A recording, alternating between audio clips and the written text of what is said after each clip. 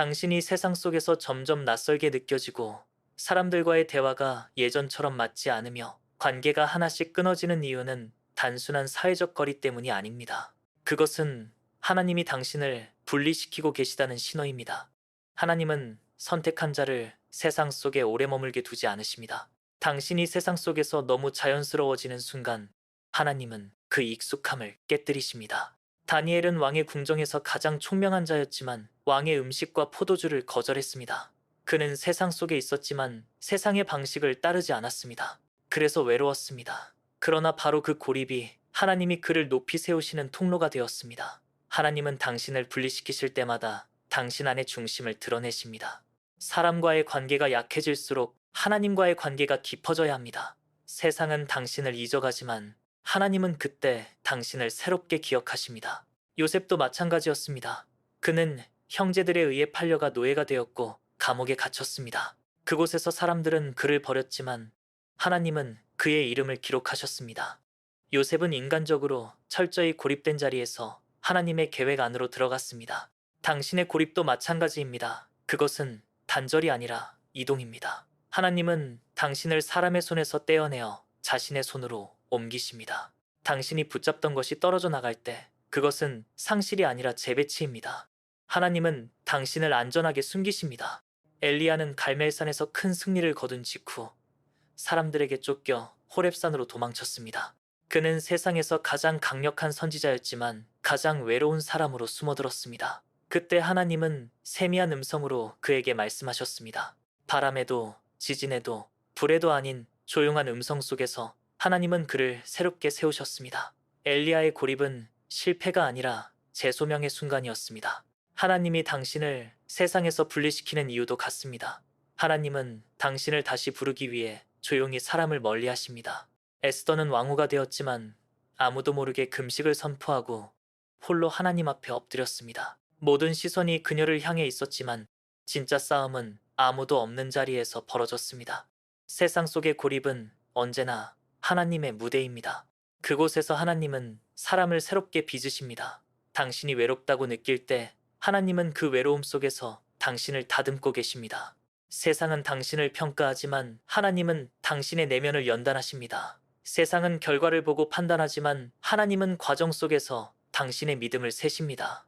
당신이 지금 이해할 수 없는 고립의 시간을 지나고 있다면 그것은 하나님이 당신의 이름을 다시 쓰고 계신 증거입니다. 하나님은 세상과 분리된 자를 통해 세상을 변화시키십니다. 다니엘은 왕의 명령을 거부했지만 결국 왕이 다니엘의 하나님을 인정하게 만들었습니다. 하나님은 당신을 세상에서 떼어내시지만 그 이유는 세상을 버리기 위함이 아니라 다시 보내기 위함입니다. 그러나 그 보내심은 이전과 다른 차원입니다. 준비되지 않은 자는 세상 속에서 흔들리지만 정결하게 된 자는 세상 속에서도 흔들리지 않습니다. 그래서 하나님은 당신을 먼저 분리시키십니다. 지금 당신이 경험하는 침묵, 거리감, 단절은 우연이 아닙니다. 하나님은 당신을 다루실 때 언제나 먼저 고립을 사용하십니다. 왜냐하면 고립만큼 사람을 정직하게 만드는 도구가 없기 때문입니다. 사람들 앞에서는 숨길 수 있는 마음이 혼자 있는 자리에서는 드러납니다. 하나님은 그 자리에서 당신의 내면을 다시 빚으십니다. 당신의 기도가 무너지고 사람의 위로가 사라질 때 하나님은 묻습니다. 이제 나만으로 충분하겠느냐? 이것이 진짜 분리의 목적입니다.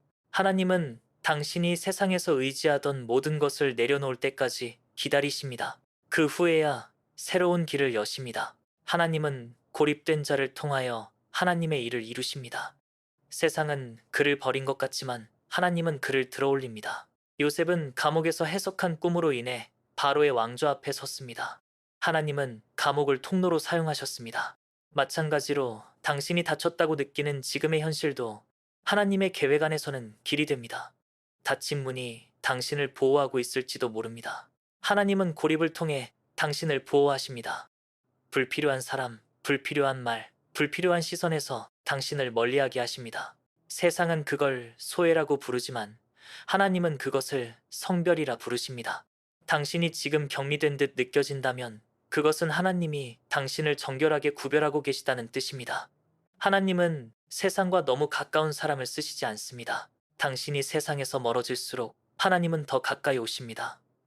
세상에서 당신의 이름이 사라질수록 하늘의 기록에는 그 이름이 더 선명해집니다. 하나님이 당신을 분리시키신 후 시작되는 두 번째 단계는 변화입니다.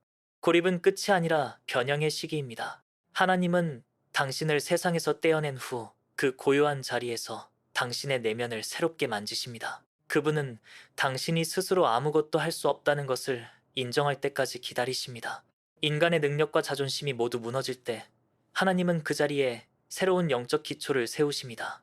당신이 모든 사람에게 설명하려 했던 억울함, 말하지 못한 고통, 이해받지 못한 열심, 그 모든 것들을 하나님은 알고 계십니다. 그러나 하나님은 그것을 해결하기보다 사용하십니다. 그분은 상처를 도구로 삼고 고립을 학교로 만드십니다. 하나님은 성도를 변화시키실 때 늘 조용히 일하십니다. 사람의 말이 사라진 공간에서 하나님은 말씀으로 당신의 마음을 새롭게 빚으십니다. 시편 기자가 내 영혼아 네가 어찌하여 낙심하느냐라며 자기 자신에게 말했던 것처럼 당신도 고립의 순간에 스스로와 대면하게 됩니다. 하나님은 당신이 사람과의 관계 속에서 숨겨왔던 본심을 드러내십니다. 당신이 진짜 누구인지, 믿음이 무엇을 근거로 서 있는지를 드러내십니다. 하나님은 성도를 사용하시기 전에 반드시 속부터 바꾸십니다. 당신의 언어, 생각, 판단, 반응을 새롭게 만듭니다. 처음엔 아무 일도 일어나지 않는 것처럼 보이지만 실제로는 가장 깊은 곳이 바뀌고 있습니다. 하나님은 성도의 마음을 먼저 다루십니다. 겉의 삶은 나중 문제입니다. 하나님은 외로움을 통해 당신이 의지하던 힘을 끊어내십니다. 사람에게 인정받고 싶던 마음, 성취로 자신을 증명하고 싶던 마음, 스스로의 의로움을 자랑하던 마음을 다루십니다. 그것이 깨어지는 순간 당신은 비로소 순수한 믿음으로 남게 됩니다. 베드로가 예수님을 3번 부인했을 때 그는 스스로의 힘으로 믿음을 지킬 수 없음을 깨달았습니다. 그러나 바로 그때 하나님은 그를 다시 세우셨습니다. 실패 이후의 믿음은 처음보다 강합니다. 고립을 통과한 성도의 믿음은 세상의 흔들림에 쉽게 무너지지 않습니다. 하나님은 바로 그 과정을 위해 당신을 분리시키신 것입니다. 하나님은 고립 속에서 당신의 시선을 재정렬하십니다. 이전에는 세상의 시선을 기준으로 자신을 판단했지만 이제는 하나님 앞에서만 자신을 봅니다. 그것이 진짜 변화입니다. 하나님은 당신이 더 이상 세상의 소리로 판단받지 않게 하시려고 세상의 소리를 끄십니다. 그 침묵은 처음에는 견디기 어렵지만 시간이 지날수록 그 안에서 하나님의 리듬이 들리기 시작합니다. 하나님은 당신을 조용히 새롭게 만드십니다. 그리고 그 과정은 늘 오래 걸립니다. 왜냐하면 깊은 변화는 단숨에 이루어지지 않기 때문입니다. 하나님은 당신의 성품을 단련시키고 반응을 훈련시키십니다. 다윗이 사울의 창을 피하며 숨어 지낼 때도 그는 싸우지 않고 기다렸습니다. 그것이 그의 진짜 힘이었습니다. 당신의 고립도 마찬가지입니다. 하나님은 당신에게 기다림의 믿음을 가르치십니다. 세상의 기준으로는 실패처럼 보여도 하나님의 관점에서는 성장의 순간입니다. 하나님은 당신의 속도를 늦추시면서 방향을 바로잡으십니다. 당신이 멈추어 서 있을 때 하나님은 당신을 안으로 끌어당기십니다. 그리고 그곳에서 하나님은 당신의 내면을 완전히 새롭게 바꾸십니다. 때로는 기억 속의 상처를 끄집어내고 잊었다고 생각한 죄책감과 맞서게 하십니다. 그러나 그것은 심판이 아니라 정결의 과정입니다. 하나님은 고립을 통해 당신의 영혼을 비우십니다. 그 빈자리에 하나님의 영을 채우십니다. 그래서 당신이 다시 세상 속으로 나아갈 때 이전과는 전혀 다른 사람이 되어 있습니다. 엘리사벳이 아들을 잉태했을 때 하나님은 그를 세상에서 숨기셨습니다. 마리아가 하나님의 말씀을 받았을 때도 세상은 그를 비난했지만 하나님은 그 안에서 생명을 자라고 계셨습니다. 하나님은 언제나 고립 속에서 새로운 생명을 만드십니다. 당신이 느끼는 정적과 침묵 속에서 하나님은 보이지 않는 일을 하고 계십니다. 고립은 하나님의 창조실입니다. 그분은 그곳에서 당신의 사명을 다시 설계하십니다. 당신이 인간적인 힘으로 이루려 했던 것들을 멈추게 하시고 전혀 다른 차원의 일들을 준비시키십니다. 하나님은 당신을 세상에서 분리시킨 그 자리에서 다시 보내기 위한 계획을 세우십니다. 그리고 그 계획은 언제나 당신의 생각보다 크고 깊습니다. 하나님은 고립을 통해 당신을 재정비하고 세상 속에서 하나님의 뜻을 증거할 자로 다듬으십니다. 당신의 마음이 변하면 하나님은 당신의 자리를 바꾸십니다. 당신이 고립 속에서 믿음의 근육을 키울 때 하나님은 이미 다음 단계를 준비하고 계십니다. 그래서 고립은 결코 낭비가 아닙니다. 하나님은 당신의 침묵 속에서도 일하고 계십니다. 당신이 아무 말도 할 수 없을 때 하나님은 말씀하고 계십니다. 당신이 눈에 보이는 길을 잃을 때 하나님은 눈에 보이지 않는 길을 여십니다. 이것이 변화의 과정입니다. 당신은 스스로 달라졌다고 느끼지 못하지만 어느 순간 이전의 자신과 다르다는 것을 깨닫게 될 것입니다. 분리의 고통은 사라지고 그 자리에 평안이 자라납니다. 세상과의 단절은 끝났지만 하나님과의 연결은 더 강해집니다. 이제 당신은 세상 속에서도 외롭지 않습니다. 왜냐하면 당신 안에 하나님의 임재가 있기 때문입니다. 하나님은 고립을 통해 당신을 세상에서 벗어나게 한 것이 아니라 세상을 이길 수 있는 내면을 주셨습니다. 이제 당신은 세상 한가운데서도 흔들리지 않는 자로 설 것입니다. 하나님은 그 과정을 통해 당신을 변화시키셨습니다. 그래서 진짜 성도는 세상 속에서 고립을 두려워하지 않습니다. 그것이 자신이 하나님의 손 안에 있다는 확실한 증거이기 때문입니다. 하나님은 지금도 조용히 당신을 빚고 계십니다. 그분의 손길은 느려 보이지만 완전합니다. 당신이 그 손길에 순종할 때 하나님은 당신을 세상이 감당할 수 없는 자로 세우실 것입니다. 그리고 그때 당신은 깨닫게 됩니다. 이 모든 고립은 나를 버리기 위함이 아니라 나를 새롭게 하기 위함이었다. 하나님은 당신을 세상에서 분리시키셔서 결국 세상 가운데 하나님의 뜻을 드러내는 증거로 만드십니다.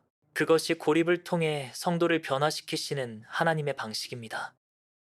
이 사역은 깨어있는 영혼들을 세우기 위한 작은 등불입니다.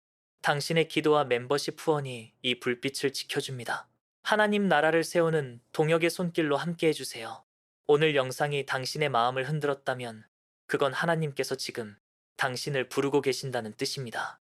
깨어있는 자로 서서 이 세대의 어둠 속에 작은 빛이 되어주세요. 구독과 좋아요는 이 메시지가 더 많은 영혼에게 닿을 수 있도록 돕는 통로가 됩니다. 그리고 당신의 생각과 깨달음을 다른 분들과 공유할 수 있게 댓글로 남겨주세요.